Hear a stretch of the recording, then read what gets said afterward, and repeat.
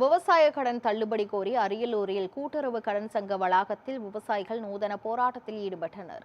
அரியலூர் மாவட்டம் திருமானூர் அருகே கீழப்பழுவூர் தொடக்க வேளாண்மை கூட்டுறவு கடன் சங்கத்தில் விவசாய கடனை முழுமையாக தள்ளுபடி செய்ய வலியுறுத்தி விவசாயிகள் நூதன போராட்டத்தில் ஈடுபட்டனர். தேர்தல் வாக்குறுதியின்படி முழுமையான கடன் தள்ளுபடி வழங்க வேண்டும் என்றும் அரசு உரிய நடவடிக்கை எடுக்கவில்லை என்றும் குற்றம் சாட்டிய அவர்கள் கடன் சங்க வளாகத்திலேயே துண்டை விரித்து படுத்து தூங்கும் போராட்டம் நடத்தினர். தொடர்ந்து தங்களது கோரிக்கை மனுவை சங்க செயலாளரிடம் வழங்கி அரசுக்கு அனுப்பி வைக்குமாறு வலியுறுத்தினர்.